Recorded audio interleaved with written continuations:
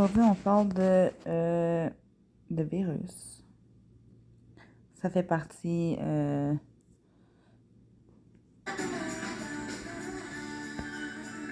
Quel plaisir de recevoir Dr Natalia Roux aujourd'hui. Bonjour Natalia. Bonjour. Oui, puis je dis quel plaisir et surtout quelle importance, hein, parce que la situation actuellement dans nos familles, les hôpitaux pédiatriques débordent, les urgences aussi, les enfants sont malades.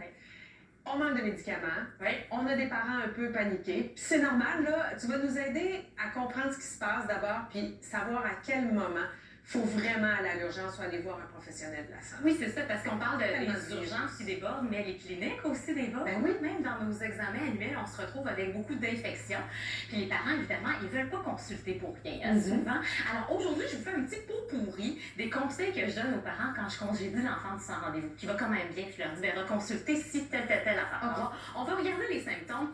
Évidemment, les symptômes les plus fréquents actuellement, les fameux symptômes respiratoires. Donc, on a le cocktail influenza, virus respiratoire syncytial, COVID-19, qui peut causer des symptômes, respiration rapide, des bruits respiratoires, puis on sait pas quand consulter pour ça. Donc, qu'est-ce qu'on observe chez l'enfant qui va avoir des symptômes respiratoires? On cherche le tirage. Le tirage, qu'est-ce que c'est? En fait, c'est la peau qui va se creuser par-dessus, entre et sous les côtes, comme vous voyez ici.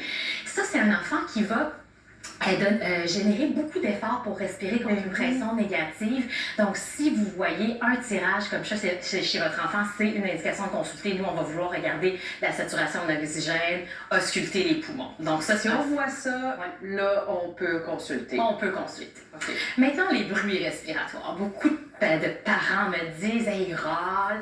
D'abord, les bruits de sécrétion, c'est assez fréquent. La plupart du temps, ça va venir des voies respiratoires supérieures. On a le nez qui coule et on est couché sur le dos et là, ça va couler dans la gorge. Donc, le truc numéro 1, essayez la toilette nasale. Dès qu'un enfant est malade, hygiène nasale avec de l'eau salée, plus ou moins un petit aspirateur à sécrétion.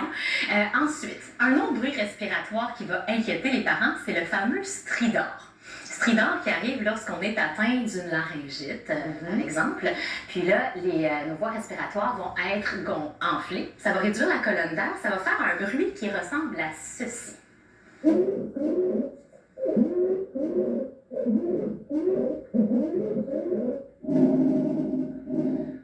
Ça, c'est ce que tu entendrais dans ton stéthoscope ou c'est ce qu'on entend? On entend l'enfant respirer. Oui, un petit silement comme ça. Un petit son de flûte à bec, un peu, qui arrive généralement à l'inspiration, mais dans les cas plus graves, ça va être à l'expiration aussi. Donc, si votre enfant présente un stridor seulement quand il est énervé, quand il est agité, on peut se permettre d'observer. Si votre enfant présente un stridor au repos, c'est souvent la nuit, on écoute dans la chambre puis on dit « j'entends un bruit respiratoire », on peut essayer le bon vieux truc de grand-mère.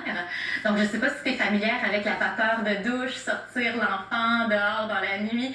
Donc, on peut donc fermer la porte de la salle de bain, ouvrir la douche avec de l'eau chaude. Puis là, dès que la salle de bain est remplie de vapeur, on rentre avec l'enfant puis ça peut diminuer les veines du larynx. Ça va un peu détendre.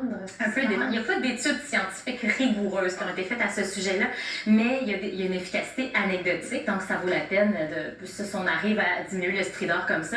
Puis l'autre option, ben, c'est sortir l'enfant dans l'air froid, mais évidemment, on le couvre comme il faut, couverture, manteau.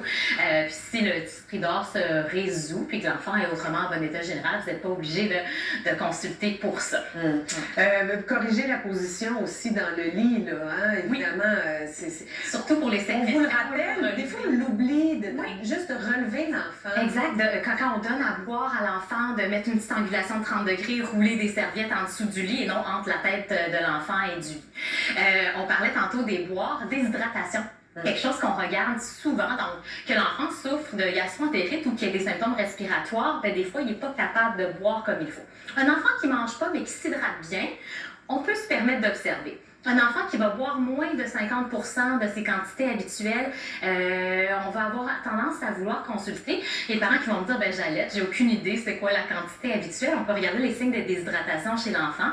Donc un enfant qui pleure sans larmes, sauf les nouveau-nés n'ont pas de larmes. Ensuite, les muqueuses, on regarde la langue, les joues, est-ce qu'il y a encore de l'humidité, puis les urines, donc moins de 3 urines par jour, c'est quand même des raisons de s'inquiéter de déshydratation. Avant de consulter, on peut essayer de donner des boires plus fréquents, puis on peut essayer les trucs, le popsicle, popsicle avec une solution électrolytique, du jello. Du jello, ça contient beaucoup d'eau. Après, ça se peut que votre enfant vous demande du jello hors de ces épisodes viraux, mais ça, c'est un autre problème. Ouais, mais ça sera moins grave à gérer. Là. C'est surtout quand ils vont pas bien comme ça, on veut s'assurer On veut vraiment qu'il dit quelque chose. C'est ça, parce que l'autre option, c'est le soluté, alors on veut éviter ça. Bon, on parle de déshydratation, puis là, il y a des parents qui disent la fièvre. La fièvre, là, c'est jamais bon signe, on s'inquiète énormément. Oui. Quand est-ce qu'on actionne le signal d'urgence? Donc, si votre enfant est immunosupprimé, a des conditions médicales particulières ou il a moins de 3 mois, une fièvre de 38 degrés rectal, ça va être une raison de consulter. Maintenant, si votre enfant est plus vieux que ça, qui est en bon état, qui s'hydrate bien, on peut se permettre d'attendre de 3 à 5 jours parfois avant de consulter parce que l'influenza, la COVID, même la roséole peuvent faire des températures prolongées. Puis la fièvre, ça sert à activer notre système immunitaire. Donc, c'est pas si mauvais que ça. Mais absolument, quand ça fait 3 à 5 jours à ce moment-là, on va vouloir voir s'il y a une surinfection bactérienne. Donc, une otite par-dessus, une pneumonie, une pharyngite à streptocoque. Oui.